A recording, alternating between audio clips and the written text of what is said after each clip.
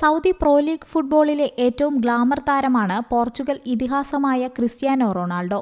ലോകത്തിലെ ഏറ്റവും മികച്ച ഫുട്ബോളറിനുള്ള ബാലൻഡിയോർ പുരസ്കാരം 5 തവണ സ്വന്തമാക്കിയ CR7 ഈ വർഷം ജനുവരി 1 സൗദി ക്ലബായ അൽ നസർ FC-യിൽ എത്തിയത്.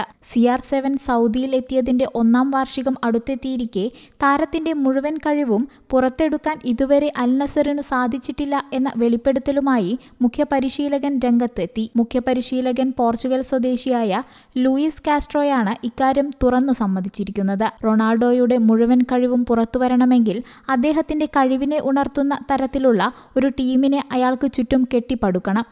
കുണ്ടും കുഴിയുമുള്ള റോഡിലൂടെ പവർ കൂടിയ ഒരു കാർ ഓടിക്കുന്നത് പോലെയാണ് ഇപ്പോൾ കാര്യങ്ങൾ, അൽ നസർ FC പരിശീലകനായ ലൂയിസ് കാസ്ട്രോ പറഞ്ഞു. അൽ അലാമി എന്നറിയപ്പെടുന്ന അൽ നസർ FC ക്രിസ്ത്യാനോ റൊണാൾഡോയ്ക്ക് പിന്തുണ നൽകാൻ 2 വമ്പൻ താരങ്ങളെ നോട്ടം വെച്ചിരുന്നു. ജനുവരി ട്രാൻസ്ഫർ വിൻഡോയിലൂടെ അല്ലെങ്കിൽ അടുത്ത സീസണിൽ ഈ 2 കളിക്കാരെ എത്തിക്കാനായിരുന്നു അൽ നസർ ശ്രമം. ബ്രസീൽ മിഡ്ഫീൽഡറായ Casemiro, Belgium attacking midfielder cum പ്ലേമേക്കറായ കെവിൻ ഡി ബ്രൂയിൻ എന്നിവരെയാണ് അൽ അലാമി അടുത്തിടെ സ്വന്തമാക്കാൻ ശ്രമം നടത്തിയത്. ഇംഗ്ലീഷ് പ്രീമിയർ ലീഗ് ഫുട്ബോളിൽ മാഞ്ചസ്റ്റർ യുണൈറ്റഡ് FC-ക്ക് വേണ്ടിയാണ് കാസെമിറോ നിലവിൽ കളിക്കുന്നത്. മാഞ്ചസ്റ്റർ സിറ്റി FC-യിലാണ് കെവിൻ ഡി ബ്രൂയിൻ. ലോക ഫുട്ബോളിലെ കംപ്ലീറ്റ് മിഡ്ഫീൽഡർ എന്നാണ് കെവിൻ വിശേഷിപ്പിക്കപ്പെടുന്നത്.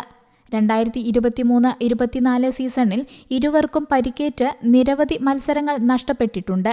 അതേസമയം ക്രിസ്ത്യാനോ റൊണാൾഡോ എത്തിയ ശേഷം അൽ നസർ FC ലോക ഫുട്ബോളിലെ ശ്രദ്ധേയ പല കളിക്കാരെയും എത്തിച്ചിരുന്നു. Sports desk, U talk.